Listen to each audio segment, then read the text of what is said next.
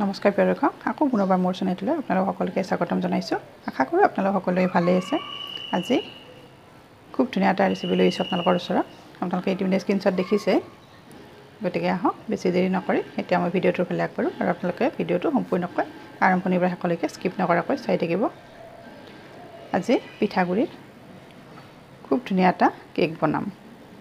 একেবাৰে সহজ ৰেচিপি, সকলোৱে বনাব পাৰে আৰু খুব কম সামগ্ৰীৰে বনাব পাৰি এই কেকটো। গতিকে আহকচোন এতিয়া মই আৰম্ভ কৰোঁ। এয়া এটা বাউল লৈছোঁ।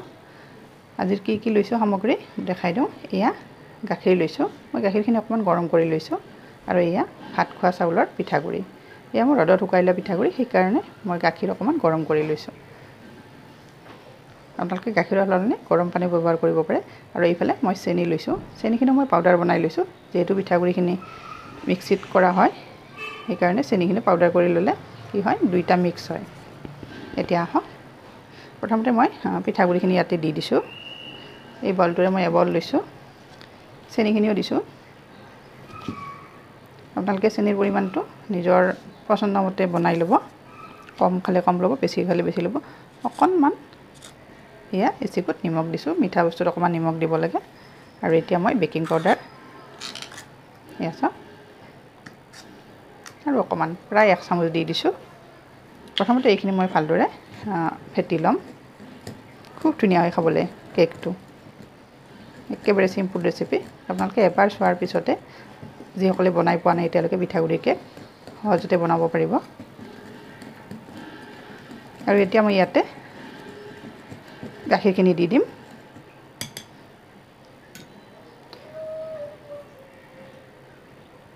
একেলগে দিয়া নাই, এইখিনি আগতে অকণমান ফেটি লওঁ।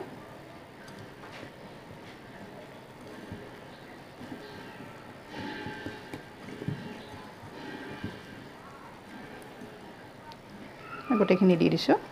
প্ৰয়োজন হ'লে আৰু অলপ দি দিম। মই 1 কাপ লৈছিলোঁ, গোটেইখিনি দিলোঁ। এতিয়া এই ডোটো একেবাৰে ধুনীয়াকৈ মিক্স কৰিব লাগিব আৰু খুব ছফ্ট হ'ব লাগিব।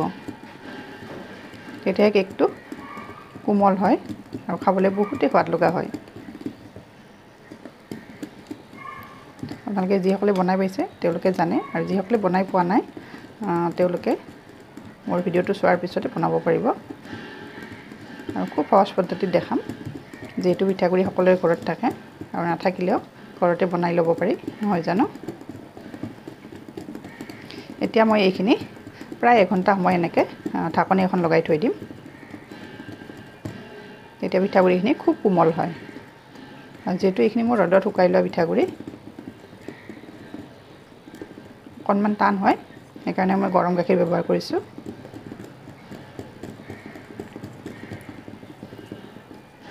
এয়া চাওক, মোৰ মিক্স কৰা হৈ গৈছে।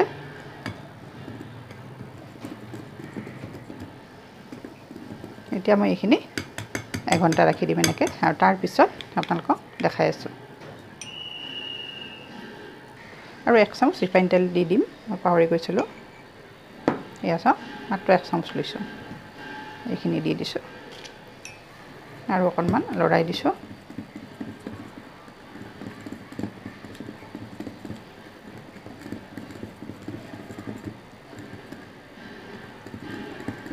মোৰ ডোটো একেবাৰে পাৰফেক্ট হৈছে।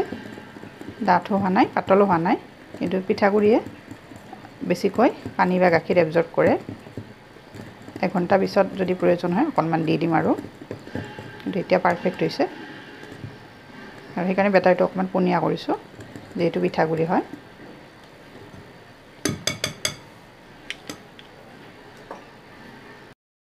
আৰু এয়া চাওক, মই ঢাকনিখন এনেকৈ দিছিলোঁ আৰু 1 ঘণ্টা হৈছে মোৰ। এয়া চাওকচোন কিমান ধুনীয়া হৈছে ফুলি। এয়া চাওক ফুলি গৈছে, যিহেতু বেকিং পাউডাৰ দিছিলোঁ, খুব ধুনীয়াকৈ ফুলি গৈছে।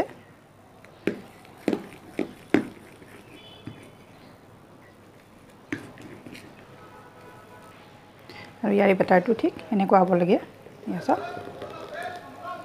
ইয়াৰে কনচিষ্টেঞ্চিটো এনেকুৱা হ'ব লাগে। খুব ধুনীয়া হৈছে মোৰ বেটাৰখিনি। 1 ঘণ্টা নহয় 2 ঘণ্টাত হ'ব পাৰে, তেতিয়া আৰু ভাল হয়। কিন্তু আজি মোৰ ওচৰত ইমান টাইম নাই, সেইকাৰণে 1 ঘণ্টা ৰাখি দিলোঁ। আৰু এয়া বাউল দেখিছে, এতিয়া মই এই বলকেইটাত দি যাম।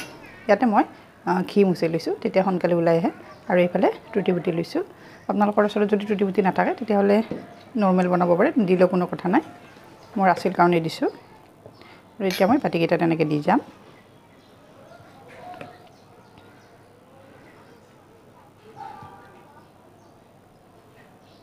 মই একেবাৰে ওপৰলৈকে দিয়া নাই যেহেতু ফুলিব কেকটো ফুলিলে ওপৰলৈকে উঠি আহিব প্ৰথমতে এনেকৈ দি লওঁ খাবলৈ খুব ধুনীয়া হয়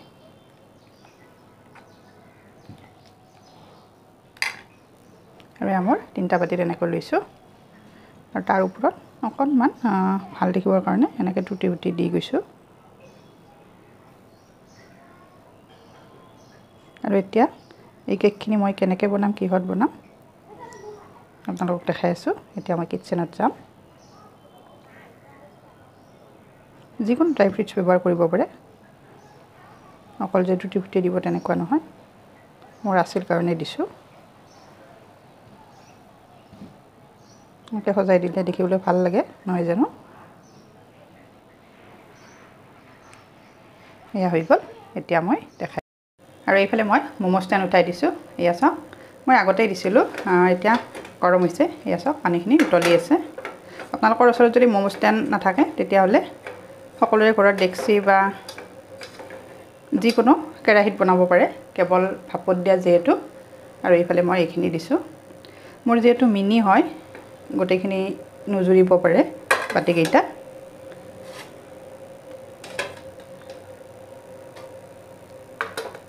এইটো নুজুৰে মই দুটাই দি দিছোঁ এইটো আকৌ পিছত দিব লাগিব আৰু এটা খুব ধুনীয়া টিপছ দেখাম আপোনালোকক ইয়াৰে এখন লিড হয় এয়া চাওক লিডখন মই কাপোৰ এখনেৰে এনেকৈ দিছোঁ কিয় জানেনে যেতিয়া ইয়াৰে ভাপটো ওলাই আহিব তেতিয়া এই কাপোৰখনত লাগি ধৰিব আৰু তেতিয়া কেকখিনি খুব ধুনীয়া হয় চাবচোন আপোনালোকে কেৰাহী বা ডেক্সিত য'তে নবনাওক কিয় এনেকৈ কাপোৰ এখন দি দিব আৰু এতিয়া গেছৰ ফ্লেমটো মই মিডিয়াম কৰি দিছোঁ প্ৰায় 20 মিনিট বা 25 মিনিটৰ ভিতৰত হৈ যাব গতিকে ইয়াৰ পিছৰখিনি আপোনালোকে চাই থাকিব আঁতৰি নাযাব মোৰ 20 মিনিট হৈছে এতিয়া হৈছে নাই কেকটো চাই লওঁ এয়া চাওক ৱাও কিমান ধুনীয়া হৈছে আৰু কিমান ফুলি গৈছে দেখিছেনে মই বাতিটোত অকণমান গেপছ ৰাখিছিলোঁ দুইটাতে আৰু এয়া চাওক খুব ধুনীয়াকৈ হৈছে মোৰ 20 মিনিটত হৈ গ'ল কিন্তু হৈছেনে নাই কেনেকৈ গম পাম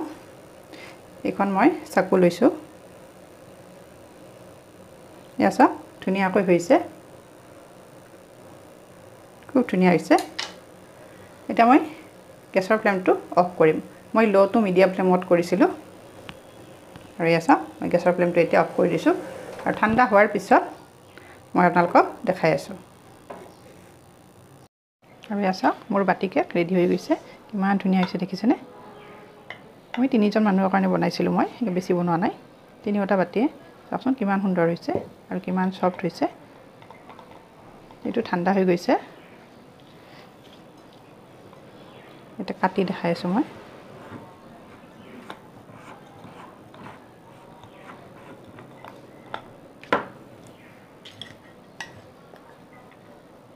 এয়া চাওকচোন কিমান ধুনীয়া হৈছে কিমান সফ্ট হৈছে আপোনালোকে মোৰ আজি এই ৰেচিপিটো চাই যদি ভাল পাইছে তেতিয়াহ'লে লাইক কমেণ্ট আৰু শ্বেয়াৰ কৰি দিব আৰু যদি ৰেচিপিটো চাই ভাল পাইছে তেতিয়াহ'লে আপোনালোকৰ বন্ধু বান্ধৱীৰ মাজত মোৰ ভিডিঅ'টো শ্বেয়াৰ কৰিব যাতে সকলোৱে চাব পাৰে আৰু এয়া চাওক মোৰ হাতত লাগি এইখিনি এৰা গৈছে কিমান সফ্ট হৈছে এয়া চাওক দেখিলে গম পায় আপোনালোকে যিসকলে বনাই পোৱা নাই এতিয়ালৈকে মোৰ আজিৰ এই টিপছটো ফ'ল' কৰি আপোনালোকে ধুনীয়াকৈ এনেকৈ বাতি কেক বনাব পাৰিব আৰু আপোনালোকে দেখিছে মই অকল বেকিং পাউডাৰ দিছোঁ বেকিং সোডাও দিয়া নাই কোনো ধৰণৰ ফ্লেভাৰ ব্যৱহাৰ কৰা নাই একেবাৰে চিম্পুল বনাইছোঁ আপোনালোকেও এনেকৈ ঘৰতে ধুনীয়াকৈ বনাই যেতিয়া মন যায় তেতিয়া খাব পাৰে আৰু আপোনালোকে ভিডিঅ'টো চাই শেষত খুব ধুনীয়া এটা কমেণ্ট আগবঢ়াব বুলি আশা কৰিলোঁ কিন্তু ভিডিঅ'টো নোচোৱাকৈ আপোনালোকে কমেণ্ট আগনবঢ়াব গতিকে আজিলৈ আহিছোঁ আজিৰ মোৰ ৰেচিপিটো ইমানতে সামৰণি মাৰিছোঁ আকৌ এটি নতুন টিপছ লৈ নতুন ৰেচিপি লৈ মই আপোনালোকৰ ওচৰত আহি আছোঁ তেতিয়ালৈ ধন্যবাদ